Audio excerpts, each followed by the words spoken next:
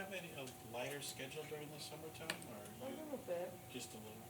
just a little. Yeah. After like July 5th, then it's even lighter. Oh, So yeah, no, it's not as busy as it is but during the you year. still go to the office every day, or? Mhm. Oh, yeah. Who was I talking to? Oh, Sunnylands. They go to relaxed schedule this week. I wish I was going to a relaxed schedule. And I said, and it sounded really nice. It's, oh my God, that sounds so nice. But a lot of people- Summertime, If relaxed. any of my other friends And I do said, that. what does that mean? He said, well, we only work 5 hours on Friday. They work the rest of the week, but Friday they get Hey, out. that's They should have Friday off. So it's like, and I was thinking, half days, or, you don't go in on Friday. It gets, So they get a few hours off on Friday. it So. gets a little bit easier after the 5th, because then I'm able to be in the office working, and I don't have to go from site to site. Oh. Are you Oh, working the so whole that does summer? make it a little nicer. Yeah, I work year round. Yeah, Jay, how are ooh. ya? Not going back to Vermont? Good. No, I'm gonna go at Thanksgiving, I think. All right, my watch says 3 o'clock, so, and our button says. That we're on the air. We're on, okay.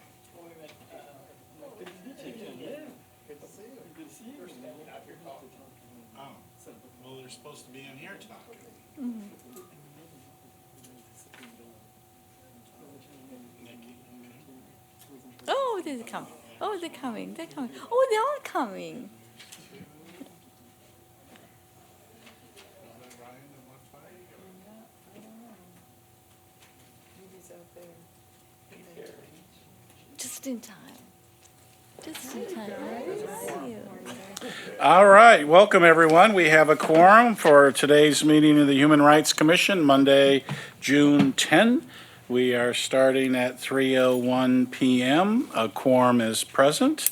So to start off, we will have one of our commissioners read the mission statement for us. And who would like to read the mission statement today? Been a while for me. Mr. Gross, please go ahead. Okay. The mission of the Palm Springs Human Rights Commission is to promote and protect the diversity of our community and to improve human relations through education and community awareness. Thank you very much. I'll remember. Next up, we have public comments. Where's my?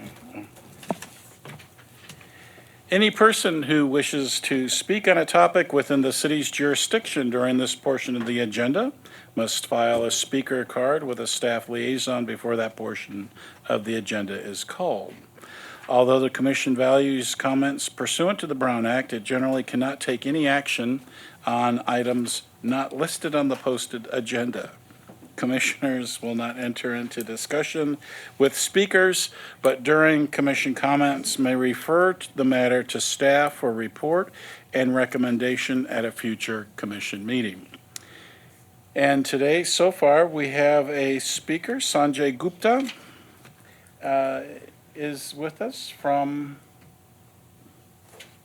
REPA, REPA International. Excellent. Please go ahead. You got your 3-minute allocation. Thank you. It's an honor to be here in front of the Palm Springs Human Rights Commission. My name is Sanjeev Gupta, chairman, co-founder of IREPA International. We're based here in Palm Springs. Just want to mention our slogan, our company slogan. We facilitate a meaningful, sustainable world by bringing optimal efficiency to industry and quality of life to humanity through Internet of Things, robotics, and consciousness. Serving humanity beyond the U.S. Constitution with transparency and sustainability. So what's the prerogative for city to be smart? The prerogative for a city such as ours, our 9 cities in Coachella Valley, and the focus on Palm Springs since we're here, the focus is put forth very nicely by the Smart City Council, which is a general body in the United States worldwide, which has a blueprint for how do you deploy a smart city. And the 4 pillars I've listed are livability, workability, sustainability, and learnability. Very simple. It's for all humans, all human resources, and biodiversity. This inclusive of aging population, physically challenged, all the above. With that said, where do we go from here? You know, we talk a lot about smart cities. Where do we go? So if you go to the next page, what I've listed here is that the city and private sector need to take action. And of course, taking action, you need money. So how do you do that? Well, triple bottom line, again, always works. You know, you meet together with various city councils, you get their roadmaps, and then you put a charrette together. Social, financial, environmental impact. You look at intersection of all. And then from here, you can now plan on what would be the effective way to get going on building a smart city. Smart cities are, we listed the 4 pillars, but then what are the tangibles? The tangibles are solutions which are smart solutions. Smart solutions are automated solutions using sensors, artificial intelligence, and machine learning. And what I've listed here, I borrowed from AT&T's framework for a smart city. You bring operational efficiency to business verticals, great. But what about the humans? So the humans, you want to improve their quality of life. You do that through IoT, which are sensors, AI, machine learning. And we target, our company has solutions today which target energy utilities, infrastructure, that means connectivity, an open access network connectivity for companies to innovate, to come into the area, transportation, public safety, and citizen engagement. What I've done is I've listed a list of companies which my company represents on the remainder of the document. And I've listed very briefly what each of them does. Just to leave with the perfect note, is that HealthSAS, which is listed here, does remote patient monitoring. What that does for all of us here, and as well as the senior population and even nursing home population, what it does, it allows, remote patient monitoring allows a system to monitor all the biometrics of that patient automatically.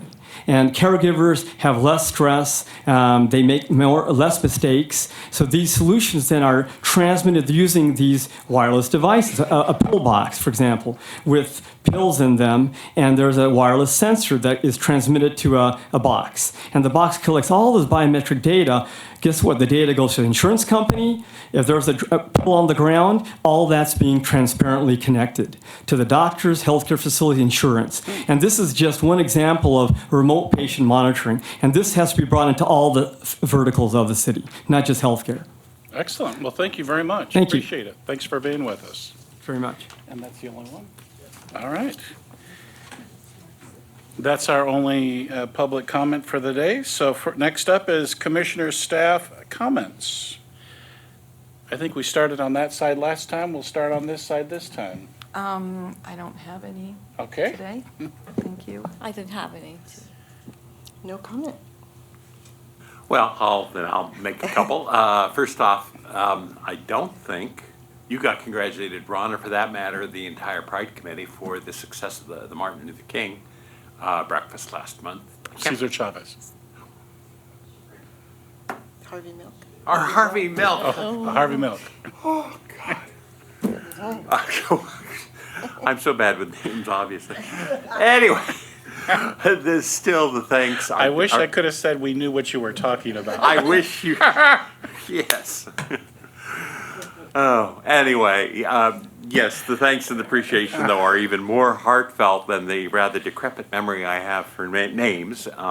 Yes, for the Harvey Milk Breakfast, which was particularly successful this year. What was it? We had about 1,600, right? 1,200. 12. Oh, okay. Well, maybe a little over optimistic, but it was a nice full crowd. I was glad to see that our commission representation was good there. So that was excellent.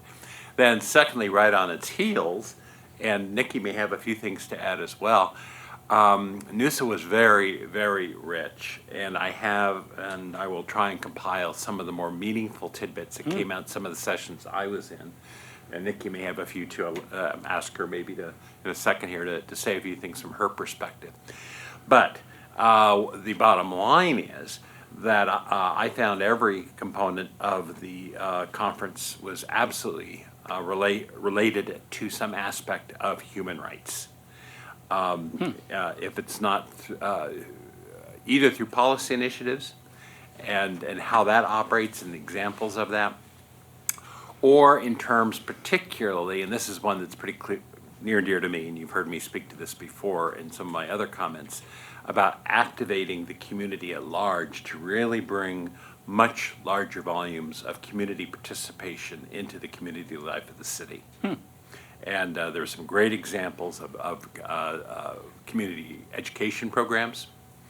And essentially near and dear to my heart, well, I've been saying each one teach one, and this is still kind of my mantra in terms of where we can more broadly bring even more attention to our concerns around human rights by having a cadre of citizens who are prepared to provide basic information and basic education on city services, city politics, non-city programs, other civic programs, whatever, but really bringing a lot more life into the community in terms of volunteer community involvement.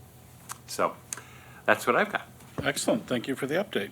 Commissioner Randolph. I'll make a few comments as well. The NUSA event was quite well run. You know, kudos to Denise Goosley. She really was on top of everything, making things go smooth. The people I met there were many people who were happy to be here. It wasn't quite so hot.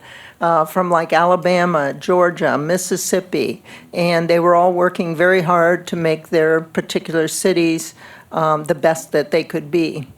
I went to one interesting seminar that was all about preparedness for us, maybe earthquake for them, maybe it was floods.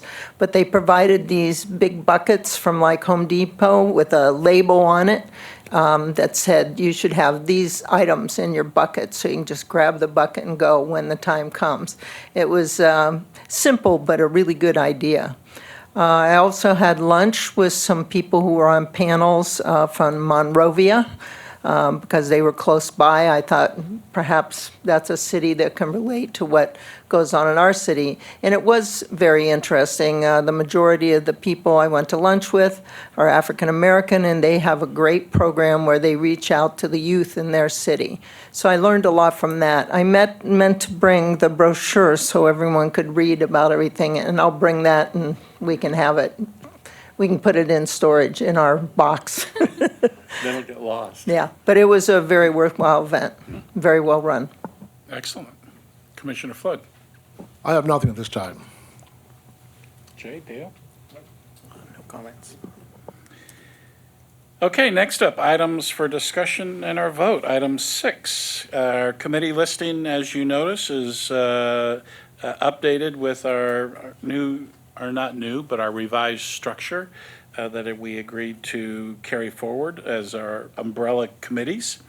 So first off, we have the executive committee, which we haven't met, but we do need to appoint a rotating member from the commission at large who would like to serve with the vice chair and myself. So who would like to be a volunteer to serve on this, the executive committee for, there's no set time, but maybe that is. Do you know? Is it quarterly? We'll check and see. I think it may be quarterly. So any volunteers who would like to step up as the rotating member from the commission to serve on the executive committee? Refresh me on the rotating component, if you would, please. You'd serve, everybody will get an opportunity to serve on the executive committee, and I believe it's every quarter. Okay, so it rotates every quarter? Yeah. Okay, well then, sure, I'll put my hand up for a quarter. It's yours, Commissioner Gross. Thank you very much. So we, at some point, we'll do our first meeting and get that going. Next is community development mediation. In that umbrella label is Desert Highland Gateway Estates Community Association, and I believe we have an update from Commissioner Flood. Yes, last month, I guess May 14th, I attended the Desert Highlands Association meeting. I introduced myself and explained that I was basically subbing for someone else, but some of the people there I knew already. So, but I found it to be a good meeting. There were about, I guess, 20 to 25 people there. One lady had a comment about the Black History Month incident with the police, and the police officer there, I guess, doing his briefing, Sergeant Torres, she wanted to challenge him and have a sort of one-on-one debate, but the chair of the association sort of said this was not the time and place, and the police had already sent a letter explaining what had gone on at that time. So she settled down, so there was not too much there.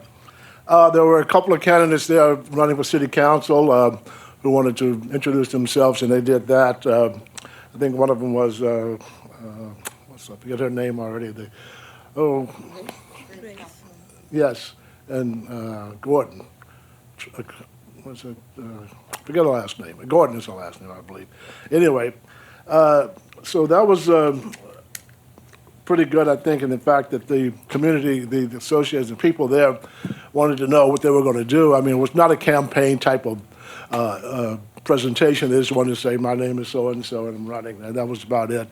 But the people there also said, well, what are you going to do for us, for them, for that community? And some things came up like there was a bus stop plan for the students, high school students. I guess Sun Bus would be running that, and it was not certain or not specific as to when it was going to start. I would assume next school season maybe, but anyway, that was one of the things. And they discussed the mature adult program that's working great. So there were things like the set aside for elderly, I guess, for when they say mature adults, they were using that term. So that was about it.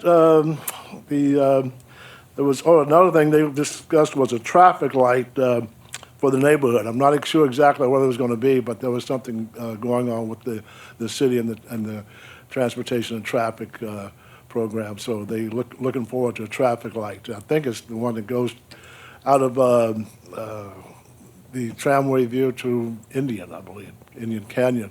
I think that's what they were talking about. So that was about it. I enjoyed the meeting, so that's all I have to report right now. Yeah, I have a response to your last mention, the traffic light mention. Desert Highland Gateway is very active in 1PS, which is a good thing. So I don't know if you knew this or if it came up, but the primary resource they could leverage to get some attention to that would be the Code Enforcement and Public Works Committee on 1PS, where they have very active representation already. It might just be different people who weren't there and didn't know that or whatever. But that would certainly be a very good entry point for that. And is the Sunline bus stop, do you remember, is it going straight to the community center? Where was that bus stop? Well, that's what I wasn't sure it was going to be, because there's a bus stop outside of the community, basically, but it's when you said bus stop, the pickup for the students, you mean high school? I'm not sure where that's going to be. Oh, okay, okay. It was for the high school students. Got it. Yeah. Okay. Well, actually, a piece of information on that. I remember from when, because I was volunteering at the well when they were in Desert Highlands up there. And definitely Sunline was coming up and down, I think it's probably Rosa Parks, in front of the First Baptist Church. So I know Sunline, and unless they've changed the route in the last year and a half, has a route that runs through that area, if not right in front of Jesse Jackson Center, just down at Rosa Parks, just a couple of blocks. So. I have seen, there is a bus stop out there. I'm not sure exactly what street that is. I think it's near Rosa Parks. Mm-hmm. Okay, next under this heading is the Homelessness Task Force and Affordable Housing. I don't have who's the representative for that anymore. Do you? Oh, Commissioner Andrade. I have nothing for this meeting. And we still have homelessness and affordable housing, is that linked together? Yes. It is. Okay. Mediation is also in this category. Commissioner Gross. Yeah, and no news there, although Terry, did you and city staff, rental compliance, you know how bad I am with names. Suzanne? Suzanne? Yes. No. Do I remember correctly, you and Suzanne, or was it you, Jane, I- Suzanne, were going to get together and we, because we discussed our last meeting, whether to move ahead with mediation training. And There I was think- there was only one commissioner from the last meeting that expressed interest, and I was going to get a sense from others if you would also be interested, and then be able to firm up a date when Suzanne would be available to conduct the training. So, Well, I'd hope we would have more than just one or two, but whatever, Yes. yeah. And as I reflected at the last meeting, I'd like to see it within the broader, if it moves forward. I have no news to report on City Academy. I've heard nothing from Christie. And so I have no idea where that is, but the discussion there had been about how that would dovetail nicely with that program, and actually mediation would become a leg on the broader stool, if you will, of City Academy. But I haven't heard from Christie on that. Sure. So it's where we are or where we are not, depending upon your point of view. We do have a resident that wrote in and offered to provide her services with mediation, Pat Bergman. Pat who? Bergman. Bergman. And she's a certified mediator, and she's offered to be part of our extended network. Resource there, that's great, yeah. I'll touch base separately, but I'll make connection. Can we just hop back to the homeless and affordable housing issue for a moment? I know this person for a long time, but she and her husband has just purchased 2 buildings, affordable housing, 24 units. And it was very interesting to me to hear the progress and how you address this, because, of course, you take on problems. But they're working with Path of Life to get residents in there. They've bonded and created a relationship with the Palm Springs Police Department, so they come by more often than they perhaps did in the past. And they're having a very positive experience. Of course, it's an investment, but I was very happy to see that at least 24 units were out there and available to try to mitigate this issue that we have here in the city.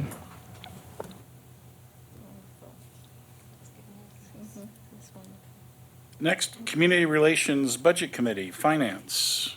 Commissioner Randolph.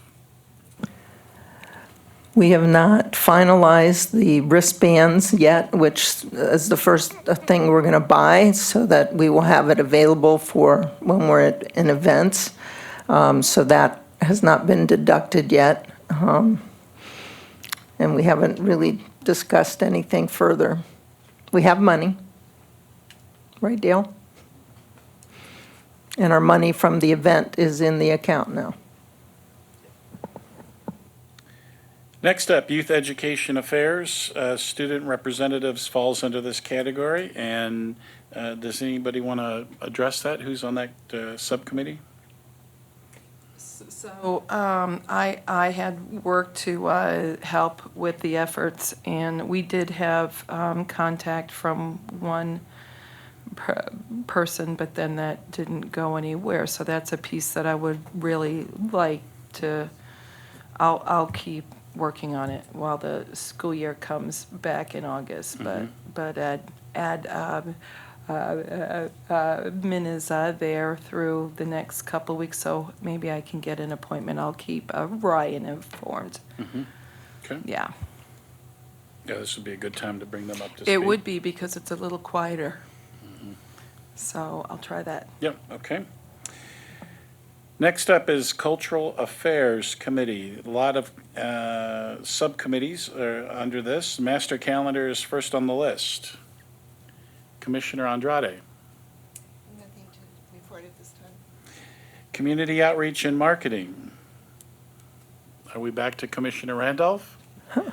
Well, we are, but there's item D, which is what we're focused on right now. We didn't have a meeting this past month, so there were no other marketing projects that were discussed other than we have to decide on the wristband. Are we going to get the 12-cent ones or the 20-cent ones?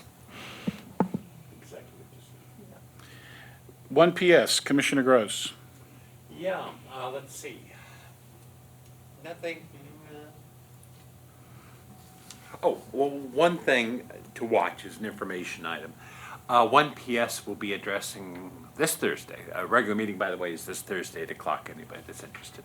Anyway, probably the largest agenda item, and it'll be active, I think, probably for another month or two, will be guidelines. I don't think there'll be policies, but they will be guidelines. Oh, it's on. Okay, there'll be guidelines from 1PS to the local neighborhood organizations related to candidate forms and candidate appearances. It's turned out to be one of those things that did not appear to be an issue at first and then became an issue because there are 46, 47 neighborhoods. And now there's almost as many candidates coming up, and there'll probably be more before the filing deadline.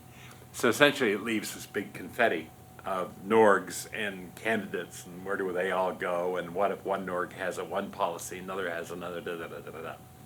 But the general policy stance of 1PS has been not to endorse or otherwise identify with any political issues that includes local or national issues, with the one exception being education. 1PS, as some of you I think have probably noticed, may have been to them, has sponsored candidate forums, but on a very strict policy of there being absolute level playing field for all the candidates and great care taken to position the various candidate statements and all of that so that they are as objective and nonpartisan maybe isn't quite the right word because this isn't about political parties, but even playing field for all the candidates.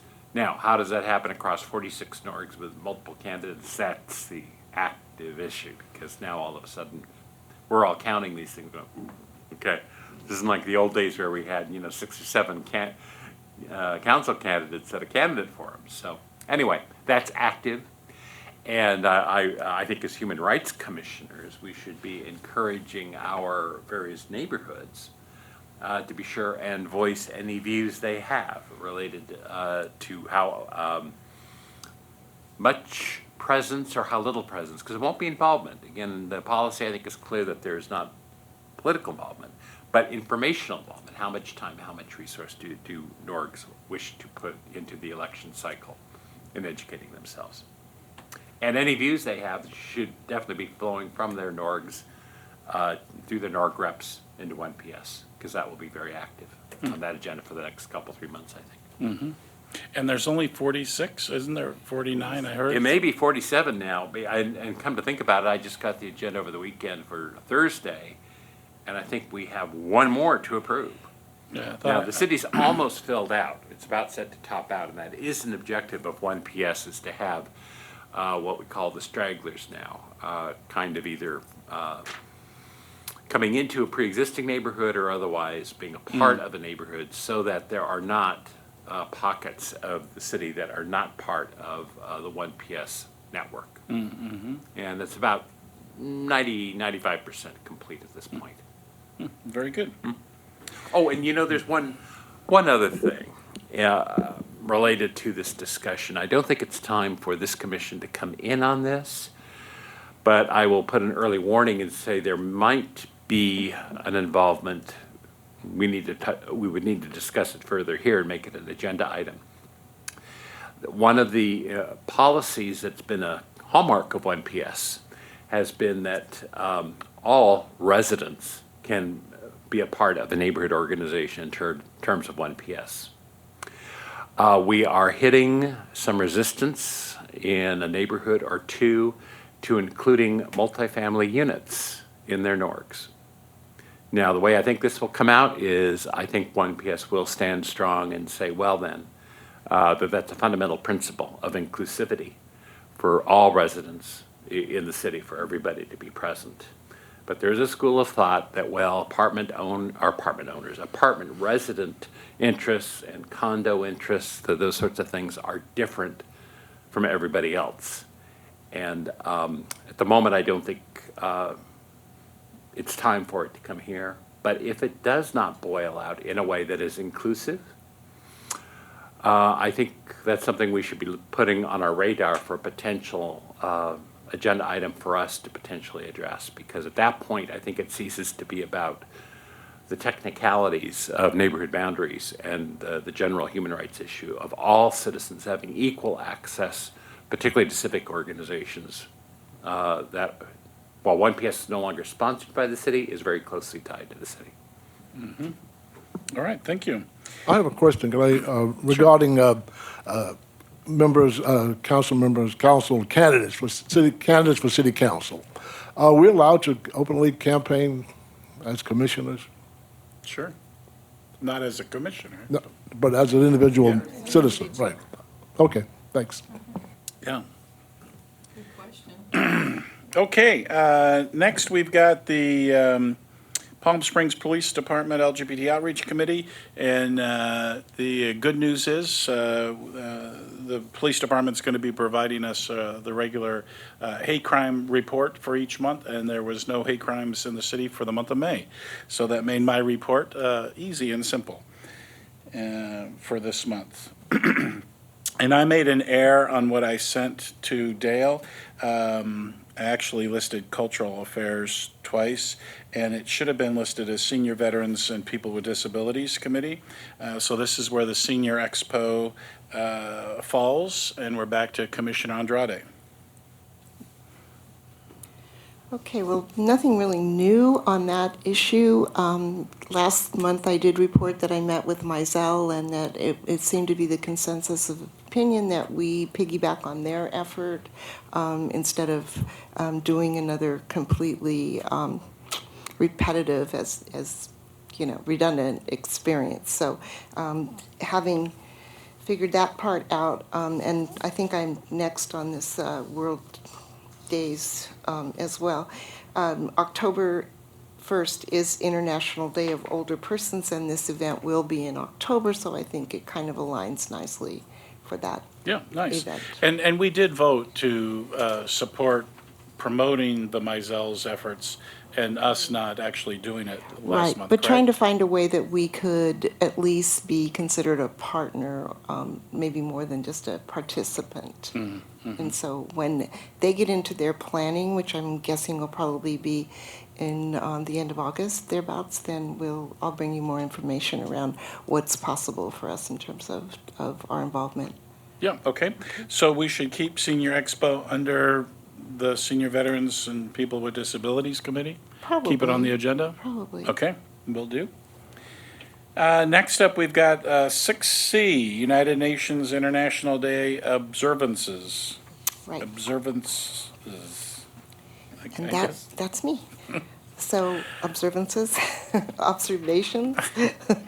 Days of observance. Yeah, you'll recall that last meeting, I issued or circulated a list of the international days of recognition that the United Nations, I don't want to say they celebrate, but they recognize. And what I asked folks to do was to kind of initial or indicate if they felt that it was appropriate for this group to do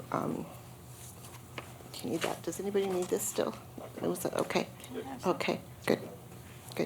And so what I did is I went back and I tallied of all the hundreds of days of observation to see the ones that this group felt were most appropriate for our mission and our vision of what we're here to do. So this is the list. It's recognition only at this point. We're thinking maybe we could put it on the master calendar as just an awareness and an education. If we chose to do something around it, we could make a decision about that later on down the road. But for the time being, probably just listed again as education and awareness. And most of the categories, unless you feel otherwise, seem to have, a pretty close connection to human rights. So that's the plan for right now. One thing I did want to mention, though, was that in June, on the 23rd, it's United Nations Public Service Day, and that's where they give out their awards to people in the community. That's very similar to what we do. And I was wondering if it might make sense for us to align our process with that United Nations Day, or it's just a thought. We used to be. Dale, do you know the history? It was before your time.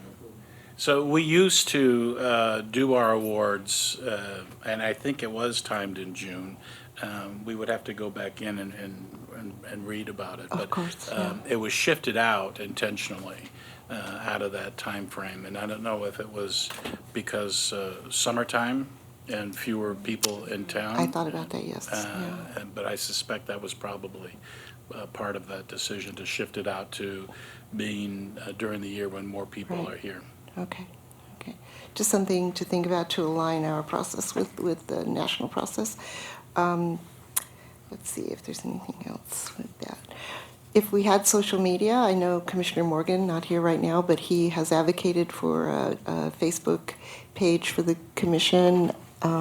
If we had that, it might be a great place to just put in a little blurb, like, today's the International Day of Education, again, just for awareness and to educate the public in general. Otherwise, I think, in the absence of that communication method, we are just going to be having it on our calendar. So that's, okay, thank you. So I don't know if we have to vote on this or exactly what, the process would be. To Well, accept I it just or- have a comment on, I'm not sure of the World Day of Safety and Health at Work, the inclusion of that and us Okay. formally adopting a slate of human rights related. And the other one that I think, and I don't recall if it was in the packet that you passed around, but the International Day of Homophobia. I don't remember if it was on that list. It's not. I don't think. Yeah, I do too. I don't, and again, what I did was as I passed it around, I looked at the things that were most often But checked by the people that were present. Yeah. But there is a day of International Day for Biological Diversity. That's off by. Biological, that's everybody. Yes. Yeah.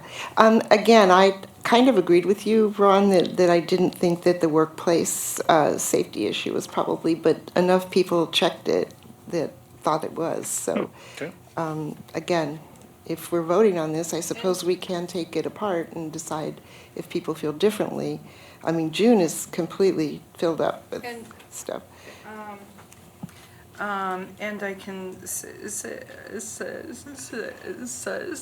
to that we have World Autism Day, but we don't have a World Down Exactly, right. Syndrome Day. So Right. should we take this list again and look over it for next month? Yeah. Just to be sure that we've got it the way that we want it?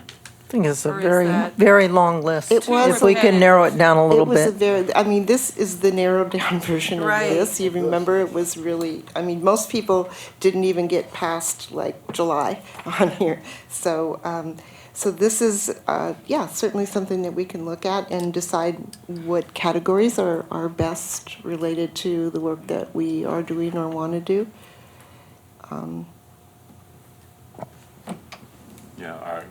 In comment or response. Yes, I think that makes sense because maybe a brief working session before our next meeting. I don't think we need a big committee or a long meeting, but one that comes right on top of my head that isn't on the list. Maybe we just toss these into that process Right. and winnow it down. Is I don't see anything here about restorative justice, which is huge Right. in both in this country and around the world Right. as a human rights issue. You know, I think a lot of these came out of individual efforts in certain states and communities that had a passion for these kinds of things, and they brought them to the United Nations and asked for the designation. So some of the things we're talking about maybe just haven't reached this point yet, or they've gone in other directions. I'm not really sure. But yeah, I think if you want to look at other organizations that recognize these kinds of efforts, it doesn't have to strictly be the United Nations. So that's something we could do as well. So Did you have another comment? No, I am thinking about that World Day for safety and health at work, and I would think that people chose that because we know that sometimes abuse happens in the workplace, and people are afraid to come Right. forward for fear of That's true. That's true. retaliation. That's the only thing I can think about with Well, and I that didn't day. look up every single reference to every Right. single, but I do think that there's something around probably gun safety and gun control in that, Yeah, in that- that, that too in is a that big category thing. as well, so, so yeah. But, like, the first one is World Braille Day, and again, you could practically take any category, like you're talking about autism. Special ability. Yeah. Special ability, and have some sort of a recognition Right. day for it. So, They also have the White Cane month in October. The White Cane laws. which that is, came- which is a sight impairment. Mhm. Right. You know, too, and I can't recall if I chose World Day for safety and health at work. I have no idea. But your point of, and it's happening all the time, of people are being killed on their jobs for nothing else but just being there. And so I don't think that is a bad thing to keep there, because we have to be reminded of that too. I don't know.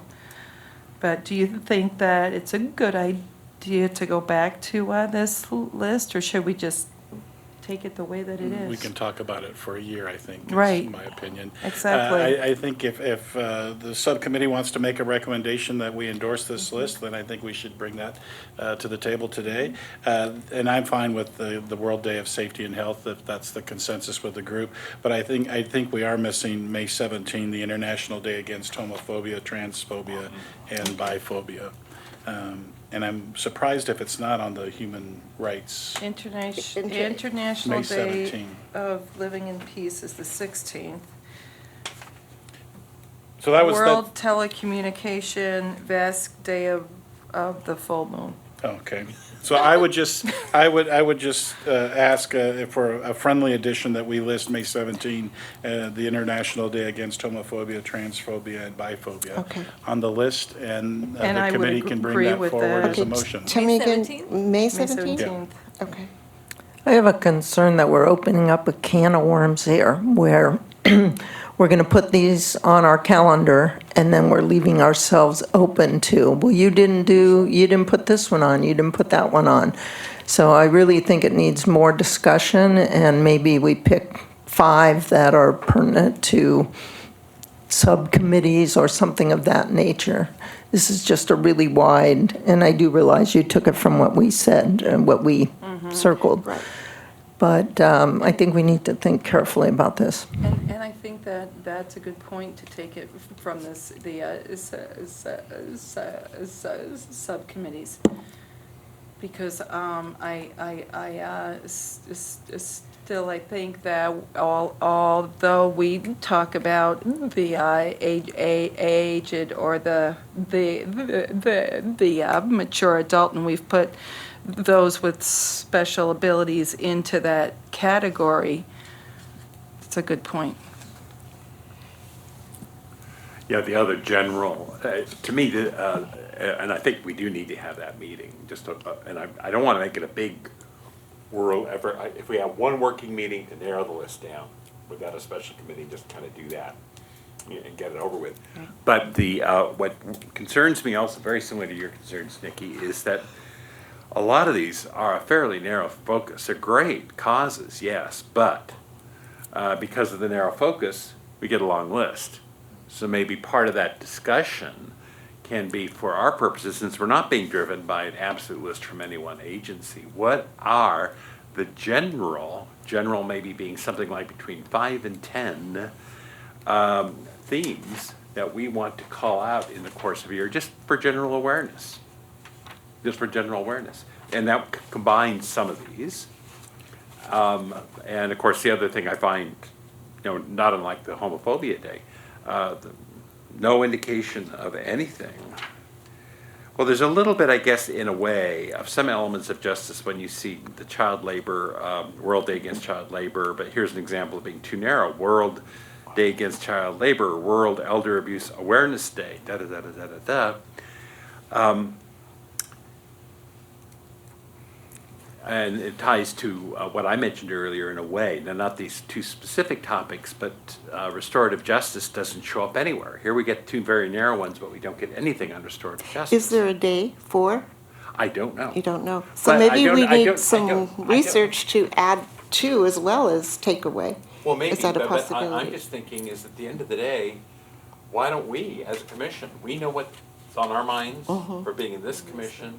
Do we actually need to follow a template from the United Nations anywhere else, or do we just take a half an hour and say, what are the 5 or 10 most important kind of visibility issues? We just Right. want to be sure, get posted. And there could be a day of just that. Yeah. We could identify that day and then we're sure to cover everybody. Well, like December 10th, which is Human Rights Day, we could probably take all of these and put Oh my them into God. that one. I mean, if that's That's the, what we do, yeah, if that's the, that's what we're about. right. So we just maybe bring it down and then focus on December 10th, but then get all of these other pieces. Because I just worked through the list, and they're really, we aren't missing a lot that we would want to put on to our list, maybe 1, 2, or 3. The rest, like, well, I'm not going to say it might be important to somebody, but. Well, clearly they are important to somebody because they've Right. asked for this I was going to designation. say. So, yeah, and I know we cannot cover everything that comes under the category of human rights. I know that. But, so yeah, one day is great and we can condense it, or we can meet and talk about the priorities. Maybe they're different every year. Maybe we select a different cause or a different group of causes or themes. I don't know. So do you guys tell me what you want to do? Well, we gave you direction last month, and now we're hearing different direction this month. Right. So I think, from what I'm hearing, is the commission would like to have people meet with you, and if you want to continue with it, then we welcome that, to come up with a list and determine what the purpose of that list is all about, and then bring it back to the commission so we can formally adopt it and I just am a little confused because this list does not mean anything to us. We're just supporting a list of recognition of awareness. Right. So I think if whoever would like to continue to meet on it, and who is that? Commissioner Gross? I could meet with the Okay. 2 of you. Okay. It would have to be probably early morning or the late Fine. afternoon. Very flexible. You're okay with that? Me too.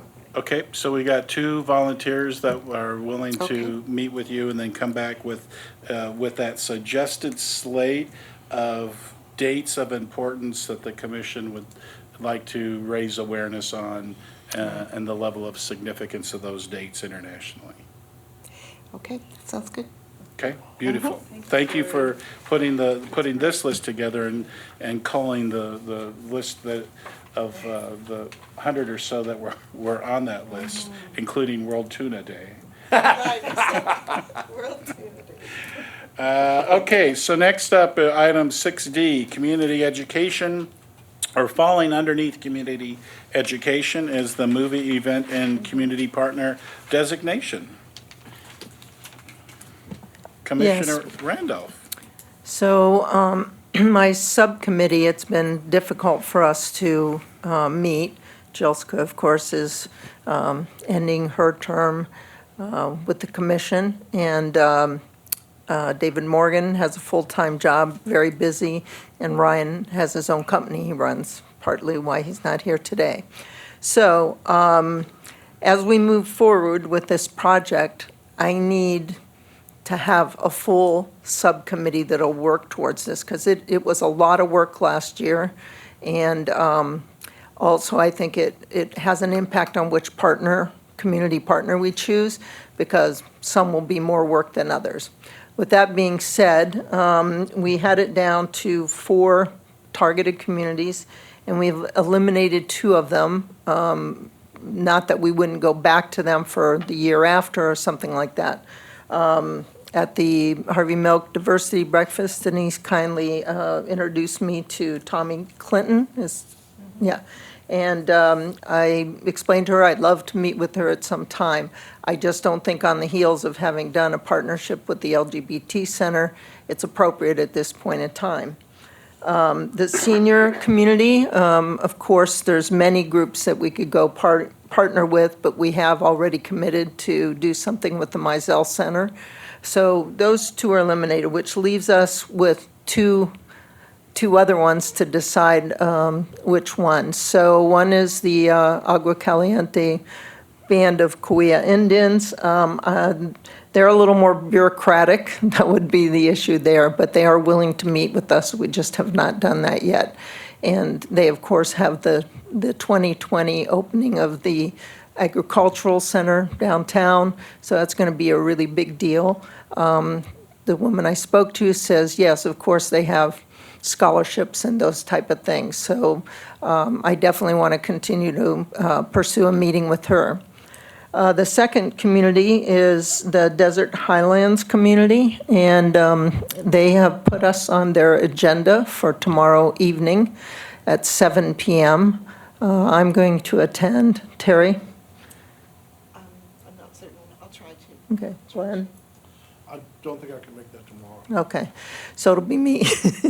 What I'd like to, I can explain briefly what the program's about, but what I need first from the community is what are the issues? Because I can't go choose a film. I can't go engage people to help out until I know what's our target, what are we looking at? So I'm hopeful that I'll get some feedback from them and they'll tell me what it is. Once that's done, then we can move forward. I think it would be appropriate if we did it during Black History Month in February, but that's just around the corner. I've also reached out to some other well-known African-American people in the community who both, they've said they would help with this endeavor if we should choose to move forward. One's a recent recipient of one of our awards, Lucy and Gale. They said absolutely they would help out. And the other is my neighbor, retired Colonel Donald Morgan. So if that's allowed, then I feel like I have plenty of support to move forward, because I don't think 25 people are going to be able to pull off what we did last year. So it would pretty much come on us. I'm open to comments. Your last sentence, if that's allowed, what is that? May I engage people outside of the commission gotcha, to help me with things? I mean, there's a lot of stuff, there's, someone has to be the liaison with the community. Somebody has to do the PR and the advertising, Yeah, and, yeah. there's a lot of moving parts. I didn't make the connection, so thank you. There's no reason, there's absolutely no reason whatsoever we can't have extended community support helping on the subcommittee. And I think there's a very important conversation that needs to happen within the community on race relations, race in our police department, specifically race and the police department and the LGBT community, the lesbian LGBT community, the black LGBT community. So I would strongly push my support going that direction, and there would be a vault of educational opportunities via film that we could access that would really be a basis for a great educational opportunity. And those are some excellent people that have already offered their help and support. And I think that's going to be vitally important going down the road. If this program is going to be a success, we need to rely on community support to come, because we know it's not going to come necessarily from the commissioners for reasons that you stated in your opening comments. Nikki, in the absence of Ryan and David, I can be available to be of help. Yeah. Me too. I'm more Yeah, than you willing just have to to help. I think call it's, me. it was Yeah. said last meeting when we were talking about it, that in terms of being a financial beneficiary, this is a perfect organization. They could really use the money, as opposed to the Kauai Indians. They pretty much can handle their own. So I like it from that standpoint. I think that from the few meetings I've been to out there, they do feel a little, and you can correct me if I'm wrong, but they do feel a little left out of our city and you know, the things they're, I mean, not just geographically, but also in terms of their involvement in the city just generally. I'm happy to hear that they're heavily involved in 1PS. But, so yeah, I think if you can make that happen, if you can get that commitment from them, it's probably not going to be the help that you need, like you said, but, and we can all step up. It's a great, I think it'll be good for them and good for us. Any other feedback? Do you need any other direction from us at this time? No, it sounds like to me the majority of the commission would like to pursue a partnership with Desert Highlands. Is that the case? Yes. Yeah, okay. Yes. Well, then I'll go to the meeting tomorrow night and see if I can get an issue, and then I'll start the work of planning the project and involving these community members who've stepped up and searching for the appropriate film. Yeah, they're Yeah. going to have a lot of suggestions for us. And the other thing I would make the suggestion is, let's not suggest a date, because Black History Yes. Month may not be the appropriate month for us to do it. And the community can help share with us that there may be other opportunities throughout the year that this might be more important, and not during a month of programming that they're already inundated with. Okay, Yeah. So Thank do we you. need to formally support, would you like that support from the I would. commission? Okay, so make a resolution that the commission formally supports and endorses the Desert partnership with Desert Highlands Gateway Association for 2020? For the 2020 2020. program. So that is a motion as brought forward by Commissioner Randolph, seconded by Second. Okay. Commissioner Flett. All in favor of support? Aye. Aye. And there's no opposition. You have the formal endorsement from the commission. Thank you very much for the conversations in the community and bringing the folks to the table. Of course. Okay, we are at 3:55, item 6D, topical newsworthy items. Commissioner Gross.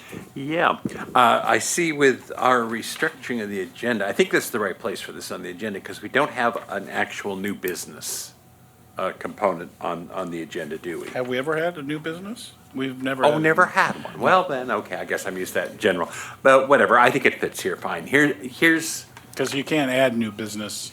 We need to identify agenda items today for next month. well, that's kind of what I mean. In other words, it'd be new on the commission, but we wouldn't take action today Yeah, okay. necessarily. But whatever, it fits fine under topical newsworthy, and then we can determine whether we have some action to take Sure. there and whatever. But here's what's on my mind. I notice with some degree of horror, it seems like at least once a week, maybe even more frequently these days, at the federal level, we are getting rather egregious policy statements that are, to me, very clearly infracting, if that's a verb, human rights, particularly access to health care on a level playing field.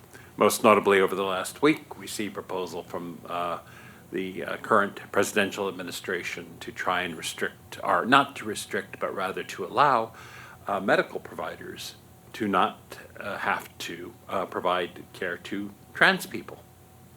Now, of course, that's a violation of the Hippocratic Oath, and that's a whole thing off to the side.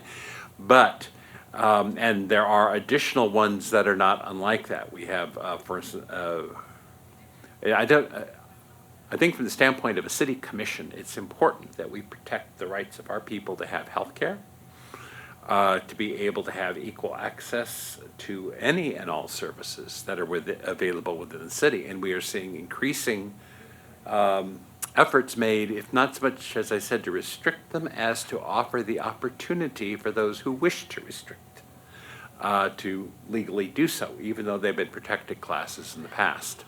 So to the extent that they affect city residents, I think, I'm not ready to make a formal proposal, but I don't know that we necessarily need an agenda item yet. Well, maybe agenda item just to make sure we don't lose track of this at our next meeting, of where this is, how this is unfolding, and whether or not there is room for us to take action. It wouldn't be so much this commission, so much as this commission recommending to city council, perhaps appropriate resolution in support of the human rights involved with having level playing field access to these human services. Certainly we have the precedence of it, where the council's taken a position related to separating, with, I don't know if the council, Dale, I don't know if council's done a resolution on separating parents at the border, but I do remember quite clearly the council has taken a very clear position on ICE involvement with the police department, although the police department, of course, came in and said, we've already got policy that takes care of that.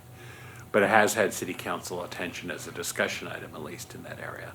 So I guess I'm really inviting right now that we raise our sensitivity to that point and see, because I think it falls to this commission. I'd like to see this commission more actively identifying where there are issues that are coming up and being proactive, not just reacting to things that have become problems, although these are already probably problems, but to be more proactive in getting out there ahead of some of these items and keeping the cities, I think it's already a general policy position, and if it's not stated, it certainly seems to be the pattern of action taken by this council, referring to city council, to protect the rights and to pass resolution and support and to provide service and support when needed, so that everybody has equal right to these basic services. So, anyway. Any questions on that, though? I think it's pretty, it's loaded. It's a political, or to some, I don't consider this a political issue at all. This, to me, is basic human rights and ethics. And if the topic were to come up, that's the position I would take, is that for those who might criticize and say, well, what are we doing dealing with national politics? And this is not a partisan issue to me anyway. Others may disagree with me, and I understand that. But this is far more basic. It's basic human rights and basic human ethics. And I think, and we've seen our council take position on these types of issues before. Perhaps this time around we could say, dear council. So anyway. So I think, the discussion and the conversation is helpful for you to bring it forward. I think if you identify an action, then let's share that at the next meeting, so we can put it on an agenda for action on behalf of the commission. So whenever that time is, if you see there's an opportunity, then I invite you to bring that forward. Well, I will, and that's a great suggestion, because that's, unlike the HR list, which is a zillion long, so far at least it's a manageable number. I can imagine, if I sat down and put my mind to it, I could think of 5 or 6 off the top of my head, and probably a few more. But in any case, yes, I think that makes good sense, Ron, so I'll try and come up with some specific items. Well, I'm specifically talking about the healthcare issue that you're raising today, the issue of access to healthcare. If that is an issue you want to have as discussion item, let's bring it forward as an agenda item. Then we can include that down the road. Yeah. Okay. Okay. So any other topical newsworthy items? Nobody else has any? Okay, I do have one that this is the June is Pride Month internationally, and it's specifically this year we're commemorating the 50th anniversary of Stonewall, and in New York, the Palm Springs will have a contingent that will be in the march. So if you or any of your friends are in New York on June. The last Sunday in June, I think it's the 30th. Contact me, or we're on Facebook. You can march in that parade as part of the Palm Springs contingent, and we invite the community to come and be a part of that if they're in New York at that time. So it's a great way for Palm Springs to show unity and support for the movement around the world. And will that be posted on our web's page, like the little invitation if you're in New York? There's a link to the Facebook, so maybe we can do something. I'll send it to you. But there's a Facebook group now so people can get information on the where and whens and what our number is and everything once we get it identified. And that's it. So item 7, agenda items for our next meeting. Any agenda items that we need to make sure we've got listed? I don't have any notes that we talked about anything other than the Commissioner Andrade is going to come back after meeting with Jim and come back with a couple, and Vice Chair, with a new slate of designated dates of importance. Anything else that we had? Well, I'd like to update on the progress with our legacy event, how it's going. So if you could put that on So the do agenda we- somewhere, or, Do we need to have it as a separate agenda item if it's coming out of committee? No, not as a committee. Okay. Yeah. So All I right. I think we had it today for some reason. Maybe we thought we wanted to give guidance on the organization, so that was an action that was required. Right. So the regular, you can come out of committee. okay, At any fine. time. Thank you.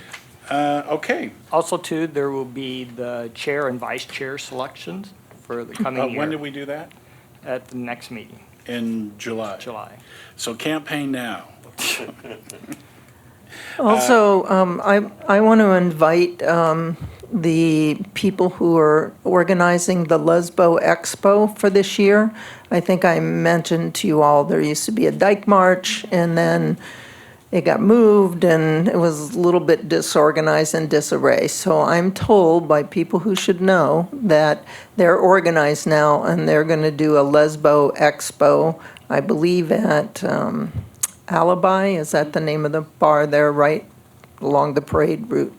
So I will invite someone to come speak during the public comments time so we can be informed. Excellent. Yeah, that would be great. Nothing else? So then announcements. I don't think we have any announcements other than, I do want to close. I don't know if it's an official last meeting for Commissioner Sandrasena because we don't have a replacement for you yet to come on board. So I think if you can inform Dale what your intentions are, so we know, what's happening, as we go down. But today does end a 6-year plus period of service to the commission. So we certainly want to acknowledge your service and thank you for the time that you've given. And I've appreciated serving with you for the last 3 years during my time on the commission. So thank you. And a round of applause for you. Yes. Okay, it's 4:06, so the commission will adjourn to a regularly adjourned meeting Monday, July 8 at 3 p.m. in the large conference room at City Hall. And I'm sorry, we didn't talk about if we're going to have an August meeting. We usually go dark for 1 month. August has been dark. Council will be dark that month. So, and are we not scheduled for August already? No. We Okay. just need to plan our retreat next meeting. And that's what is, that falls under the executive committee. So retreat is now going to be under Jim, yourself, and me. But then I guess we'll be talking to each other. So I don't know, does it need to be, we don't need an agenda item? No, if you're gonna, I just don't want us to forget. if you're gonna bring it out of your committee, Yeah, you would yeah. not. So retreat falls under executive committee? Not unless you want to get a consensus of those being able to attend, I mean, a certain date convenient for their schedules.